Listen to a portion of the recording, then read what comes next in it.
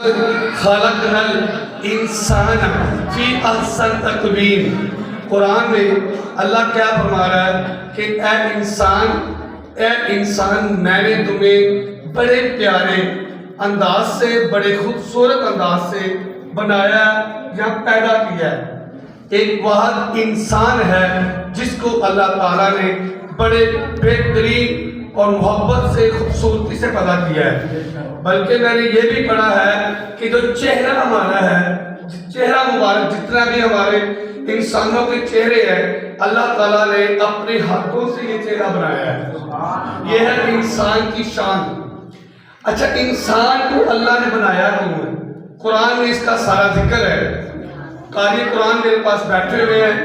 جب اللہ تعالیٰ نے انسان کو تخلیق کرنے لگے نا، تو فرشتوں نے اللہ سے سوال کیا، اے اللہ تو انسان کو کیوں بنانے لگا ہے؟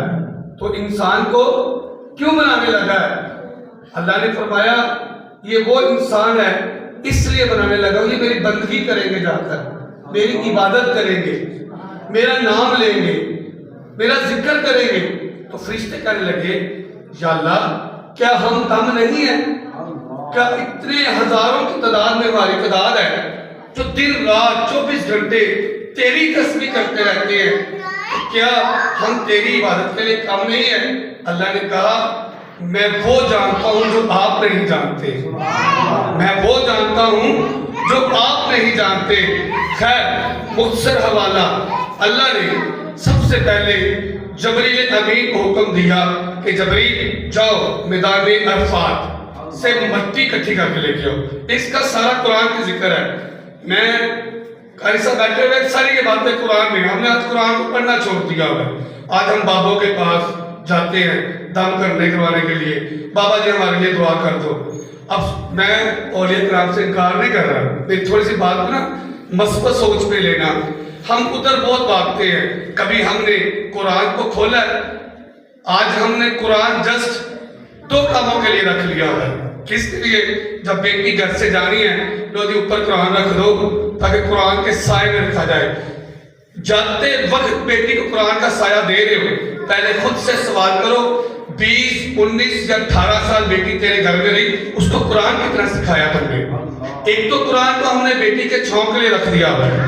دوسرا قرآن جب کوئی مرنے لگتا ہے، لو جی اس کی جان نکلی، اس کے چاروں طرف نا قرآن پڑھ دیا جائے، قرآن پڑھ دیا جائے. کیا پہلے ہم نے اس کو زندگی کے اندر اپنے بچوں کو ایسی تربیت کیوں نہ دے سکے جب آپ مر رہے ہوں، یا آپ کی تربیت آپ کے دعا کے لیے، یا وہ بچہ آپ کے مرنے کو نہ قرآن پڑھے بلکہ ہر روز مسجد میں جا کے 5 وقت نماز پڑھے اور قرآن پڑھ کے تیرے پہلے دعا کرے.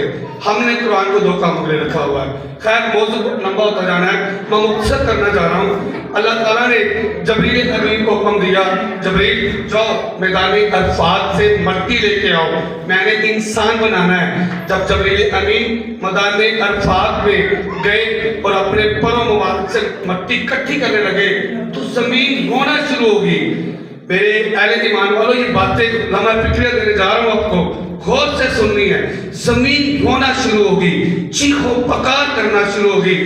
زمین کہنے لگی اے جبریل مجھے نہ اٹھاؤ، یہ اس مٹی سے انسان بنے گا. یہ انسان جب دنیا میں آئے گا یہاں پہ قتل و غارت کرے گا، یہاں پہ فتنہ فساد کرے گا، چوری کرے گا، بے ایمانی کرے گا، غیبت کرے گا، حسد کرے گا، کینہ بازی کرے گا، منافقت کرے گا، دلوں کے توڑے گا، ماں باپ کا بے ادبی ہوگا.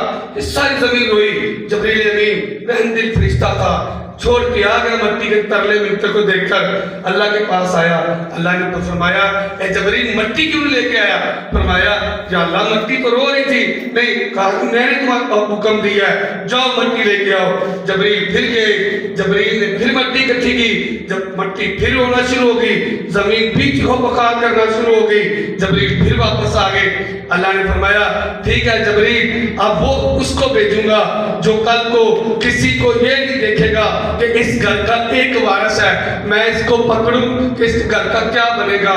پھر میں ایسے بھیجوں گا جس کو ہم ملک الموت کہتے ہیں، حضرت اسرائیل علیہ السلام کو اللہ نے حکم دیا جاؤ اسرائیل مٹی کٹھی کر کے لے کے آؤ. مٹی کٹھی کرنے کے آج اسرائیل مٹی بڑا روئی، بڑے خفگار کیے، اللہ کا حکم تھا. اس کے اندر ایک درس ہے نا، حضرت اسرائیل علیہ السلام کو اللہ تعالیٰ نے یہ طاقت دی ہوئی ہے، آپ کبھی بھی کہیں بھی کسی وقت میں بھی جا کے روح قبض کر کے لے کے آ سکتے ہو. جب اسرائیل مٹی کٹھی کر کے لے آیا دوستو، یہ جب اللہ تعالیٰ نے فرشتوں سے کہا تھا، میں نے یہ باتیں اس لیے بتا رہا ہوں کہ مٹی کٹھی ہو کے آگے انسان بن گیا. اور پہلا جو قتل ہے وہ وہی بات زمین کی پوری بھی ہوئی کہ پہلا جو قتل انسان سے ہوا تھا وہ انسان نے انسان کو ہی قتل کیا تھا. حابیل اور قابیل کے درمیان میں لڑائی جھگڑا ہوا تھا پہلا. تو دوستو اس کا اللہ نے کیوں کہا تھا؟ اللہ نے اس وجہ سے کہا تھا کہ ایسے لوگ بھی آئیں گے، اے فرشتوں تم لوگوں نے مجھے دیکھ کر ایمان لے کے آئے ہو، یہ وہ لوگ ہوں گے جو بن دیکھے میرے اوپر ایمان لائیں گے اور مجھے مانیں گے، مجھے میری عبادت کریں گے.